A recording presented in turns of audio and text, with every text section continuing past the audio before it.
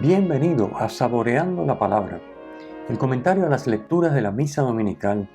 Te habla el Padre Ángel Siapi, de la parroquia Cristo Redentor en el Paraíso, San Juan, Puerto Rico.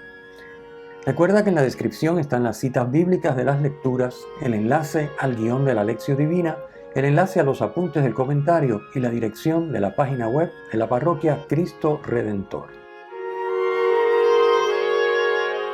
En el nombre del Padre, del Hijo y del Espíritu Santo. Amén.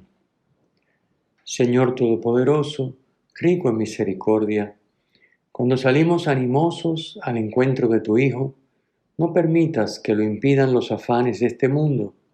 Guíanos hasta Él con sabiduría divina, para que podamos participar plenamente de su vida.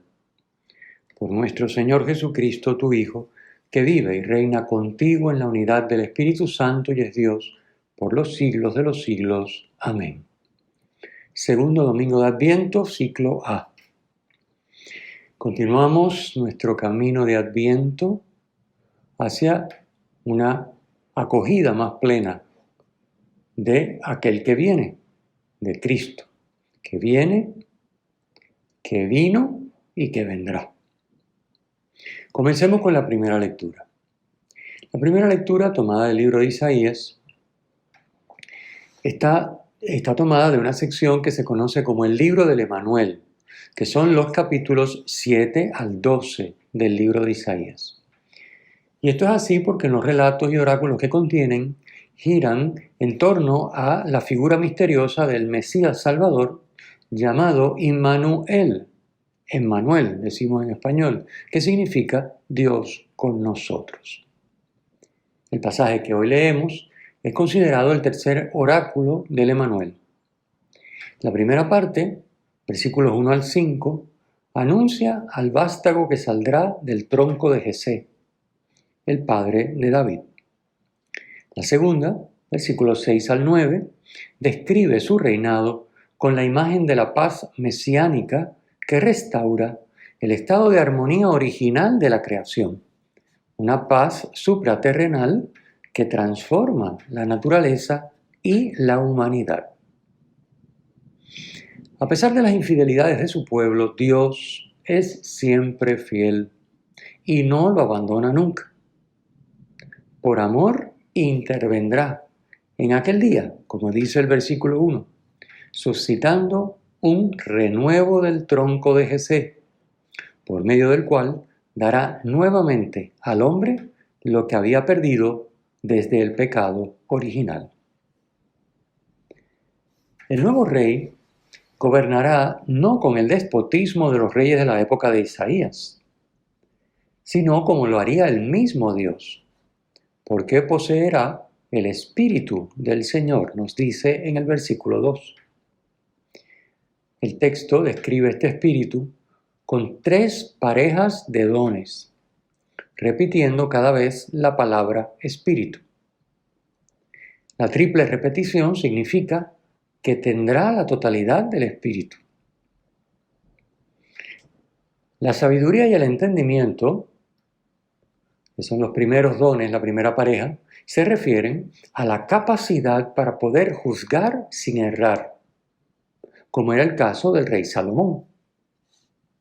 El consejo y la fortaleza le permitirán actuar rectamente sin ceder a presiones ni a consejos interesados y egoístas. La ciencia y el temor del Señor, la tercera pareja, son de orden religioso y harán que pueda gobernar consciente de que su misión es hacer presente a Dios y su voluntad ante el pueblo. El temor del Señor hace referencia al respeto y a la obediencia a Dios, que guiarán al rey en su misión. Equipado con estos dones del Espíritu, el nuevo rey gobernará con justicia, desempeñando la función básica de un rey, defender a los pobres y desvalidos, haciéndoles justicia. Versículo 4 dice, juzgará a los pobres con justicia. Sus sentencias serán la vara que castiga al malvado, Versículo 4 dice, golpeará al violento con la vara de su boca, es decir, con sus sentencias. Y al malvado también lo condenará y acabará con él. Dice también el versículo 4, con el soplo de sus labios hará morir al malvado. Es decir, estas sentencias de este rey justo que tiene el espíritu van a castigar a los malvados y a acabar con ellos. Es lo que nos dice este lenguaje tan hermoso. Golpeará al violento con la vara de su boca y con el soplo de sus labios, con sus sentencias, hará morir al malvado. La justicia y la lealtad son las insignias que lo adornan y lo distinguen, como una prenda de vestir. Por eso dice, serán ceñidor de su cintura y cinturón de sus caderas, la justicia y la lealtad. Eso encontramos en el versículo 5. El fruto, el resultado de gobernar de este modo será la paz mesiánica a la que hemos aludido, la paz de los hombres entre sí y con la naturaleza. Es la restauración de la armonía original que gozaban el hombre y el resto de la creación en el paraíso y que fue rota por el pecado. No solo no se harán daño los hombres unos a otros, sino que la naturaleza participará también de esa paz. Isaías lo describe con dos grupos de 3 parejas compuestas por un animal salvaje y uno doméstico que pone juntos. Primer grupo, versículo 6, las tres parejas son lobo cordero, leopardo cabrito, león ternero. ¿Se fijan? Son una pareja compuesta por un animal salvaje y uno doméstico que los coloca juntos para evocar, describir de alguna manera, que es muy difícil de describir, pero es un lenguaje muy hermoso, describe esa paz. El segundo grupo, que está en el versículo 7, vuelve a poner 3 parejas. Pone el oso y la vaca, oso junto a la vaca. Luego pone las crías del oso junto a las crías de la vaca. Y luego pone al león junto al buey. Y al final de cada grupo de 3 aparece la figura de un niño. Un muchacho en el versículo 6 y un niño de pecho en el versículo 8. Es una manera de indicar que la paz lo ha penetrado todo, al punto que los animales no se harán daño unos a otros, ni tampoco le harán daño al hombre, incluso al más frágil y pequeño, a un niño o a un bebé. Hasta la serpiente, protagonista del drama del paraíso, será inofensiva para el niño de pecho. Versículo 9 nos dice, nadie causará daño ni estrago por todo mi monte santo. Esto será posible, nos dice el mismo versículo, porque está lleno el país del conocimiento del Señor. La soberbia llevó al hombre a querer ser como Dios, conocedor del bien y del mal, como nos narra Génesis en el capítulo 3, versículo 5. Por medio de este rey Mesías, Dios concederá como don a los hombres llenarse del conocimiento del Señor. El versículo 10 dice, la raíz de Jesé será elevada como enseña de los pueblos, se volverán hacia ella las naciones. El reino del vástago de la raíz de Jesé traerá la paz a toda la tierra. La tradición cristiana ve en Jesucristo al Emmanuel, al rey Mesías de la profecía de Isaías que hoy leemos. Jesús mismo, refiriéndose a su muerte en cruz, expresa la misma idea del versículo 10. Nos dice en Juan 12:32, y yo, cuando sea elevado sobre la tierra, atraeré a todos hacia mí. En Adviento nos preparamos para acoger más plenamente al Emmanuel que se nos da en Navidad y para abrir nuestras vidas a su reino de paz, con el que Dios nos dará como don lo que infructuosamente hemos intentado conseguir con nuestro pecado. Es lo mismo que nos pide Juan Bautista en el Evangelio de hoy, con su llamado a la conversión, que depongamos el pecado y nos abramos a la gracia de Dios, que nos trae la plenitud que Él nos quiere dar como don y que no encontramos en ningún otro lugar. Comentemos la segunda lectura brevemente para pasar al Evangelio. En la segunda lectura, San Pablo recomienda, para mantener la esperanza, cultivar la paciencia y la lectura y meditación de la Sagrada Escritura, lo que nos dice el versículo 4. Recordemos que la esperanza es una de las virtudes que queremos, que es una virtud teologal, obviamente, que se nos da con el bautismo. Desde el bautismo la recibimos, fe, esperanza, caridad, pero es una virtud que queremos de manera especial cultivar en el Adviento. Adviento es tiempo de espera y es tiempo de esperanza. No es una espera inútil, como ya dijimos el domingo pasado, es una espera porque esperamos con certeza las promesas de Dios. Entonces San Pablo, para nutrir esa esperanza, mantenerla viva y en buenas condiciones, recomienda cultivar por un lado la paciencia, que también es virtud propia del Adviento, y la lectura y meditación de la Sagrada Escritura, que es lo que yo siempre les animo a hacer. De manera especial, hacer la lección divina, que para eso ofrecemos los guiones para hacer lección comunitaria con las lecturas del domingo, sobre todo con el Evangelio del domingo. Y también estos comentarios que ayudan a poner en perspectiva las lecturas para, conociendo lo que dicen, poder llevar a cabo los otros pasos de la lección divina. San Pablo pide a Dios que los cristianos tengamos un mismo sentir, según Cristo Jesús, para que vivamos la unidad entre nosotros. Versículos 5 y 6. Esta unidad mostrará la gloria de Dios, es decir, manifestará que es el poder de Dios el que la hace posible. Eso es mostrar la gloria. Remitir al poder de Dios que se manifiesta en su actuar. Así que mostrar la gloria de Dios significa manifestar que es su poder el que hace posible esta unidad entre nosotros. Como lo expresó Cristo muy bien en la última cena, Juan 17, 21, que todos sean uno, como tú, Padre, en mí y yo en ti.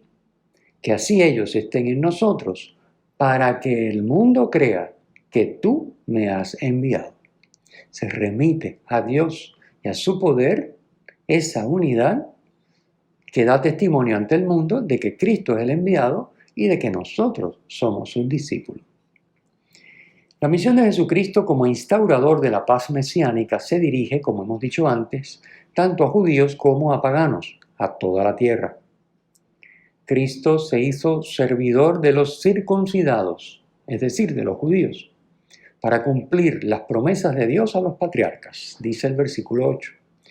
Y se hizo servidor de los paganos, de los gentiles, los no judíos, para que reconocieran su misericordia.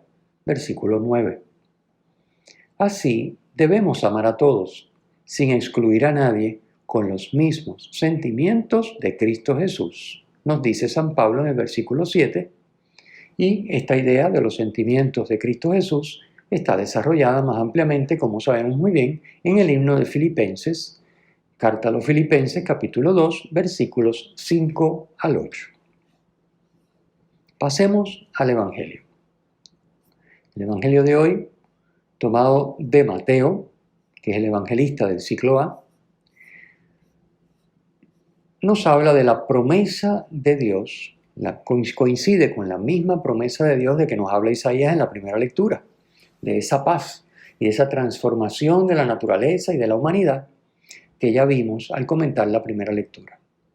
Esa promesa no es una imposición, no anula la libertad humana y por tanto nuestra responsabilidad.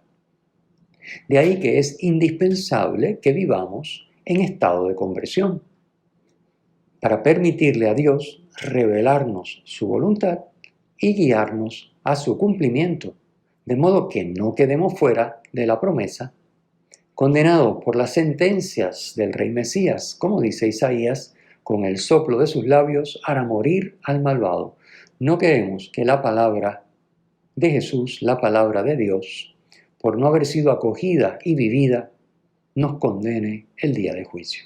Por eso es indispensable la conversión, que es el tema de hoy, tema del Evangelio y el tema de este segundo domingo de Adviento.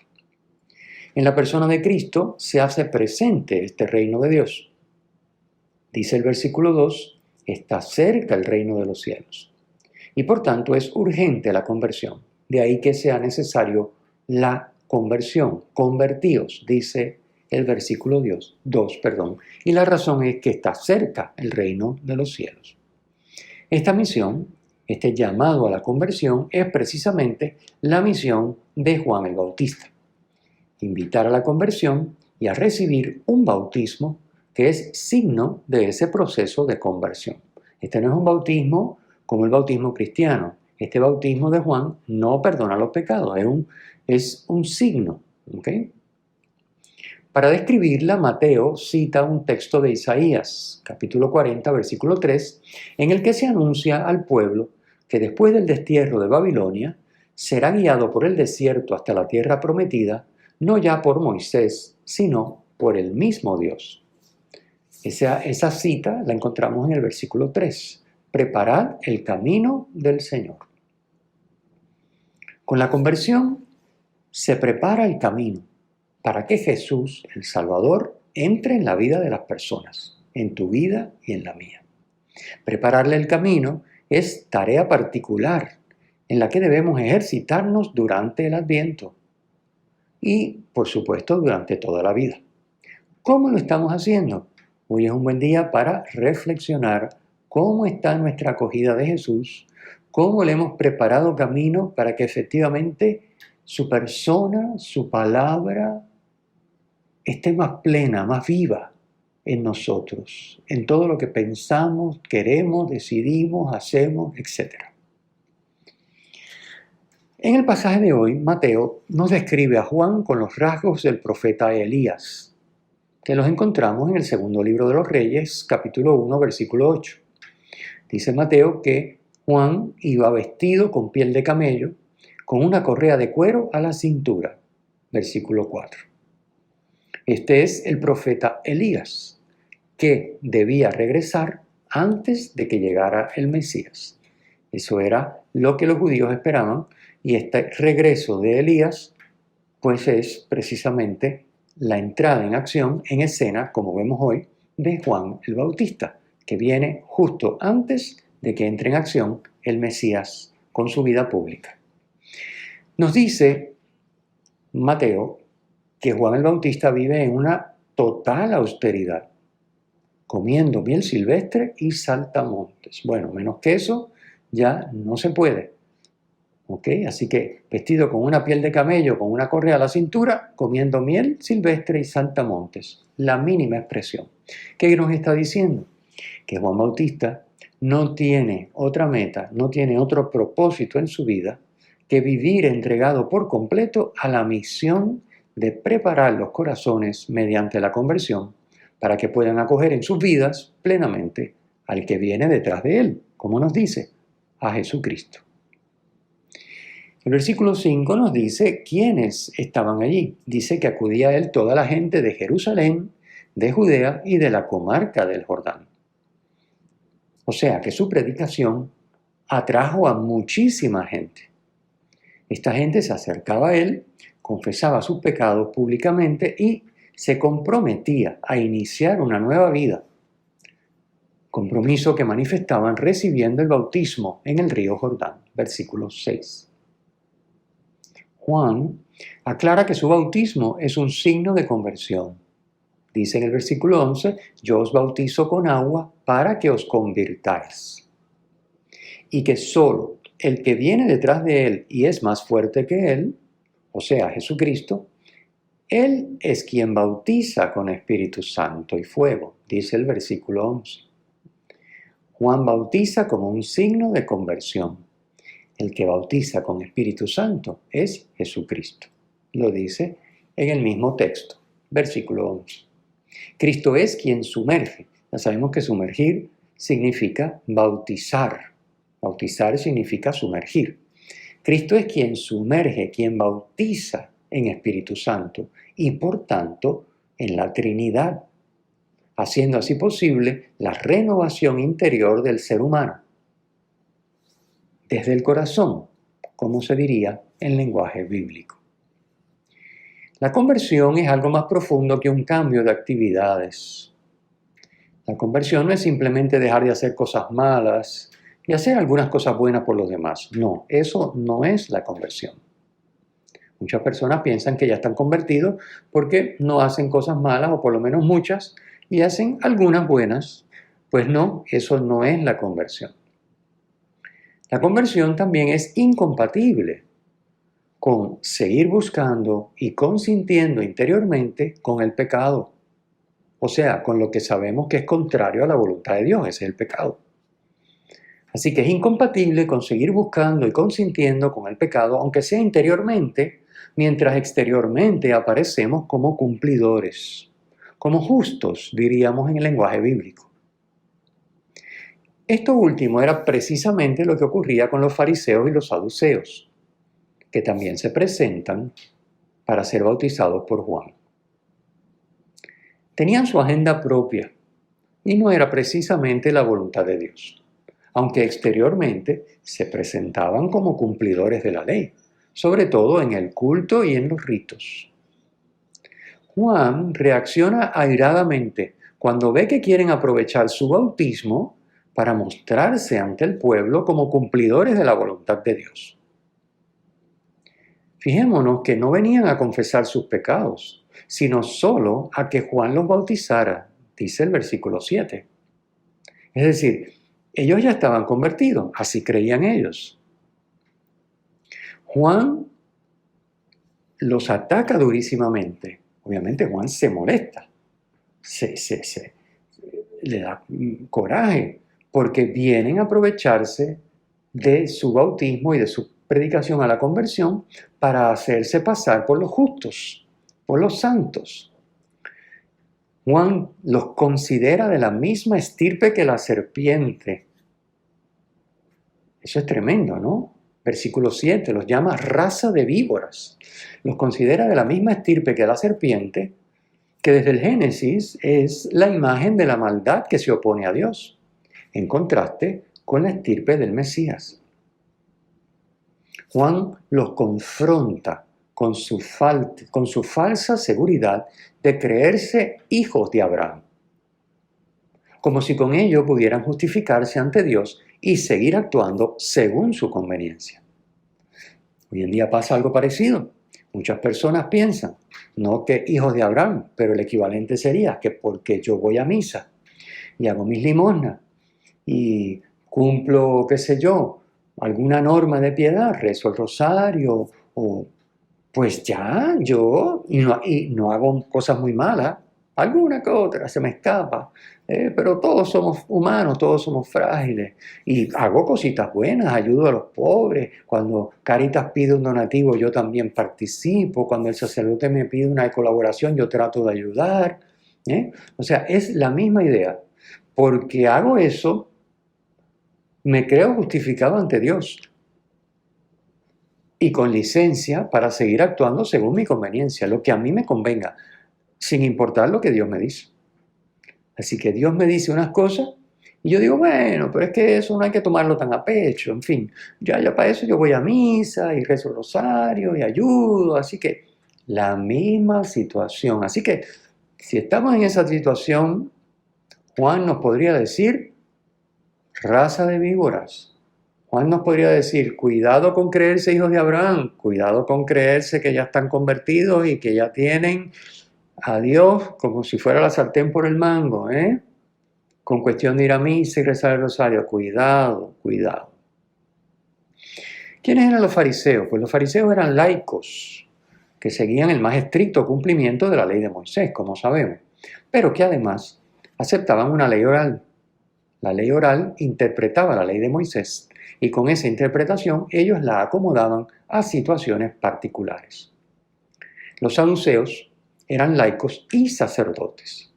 colaboraban con el poder extranjero para poder acceder a los cargos públicos más importantes.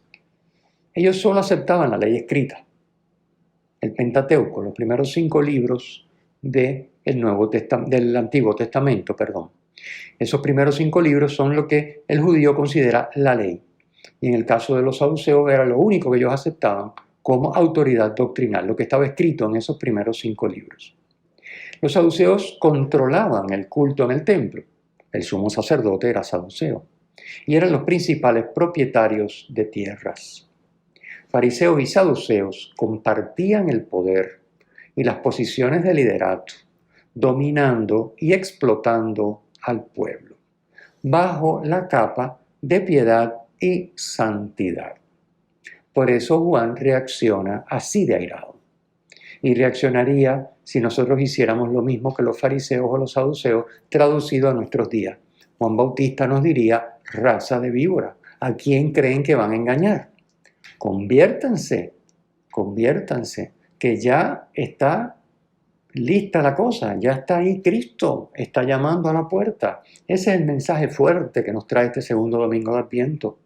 Y si ya hemos iniciado ese proceso y hemos hecho seriamente el propósito de vivir en la voluntad del Señor y de ir quitando todo aquello que no es conforme a ella en nuestra vida, pues vamos a hacer introspección, vamos a fortalecer nuestra oración, vamos a abrirnos a la Escritura como recomienda San Pablo, vamos a cultivar esa paciencia y vamos a abrirnos al servicio, a la entrega generosa a los demás.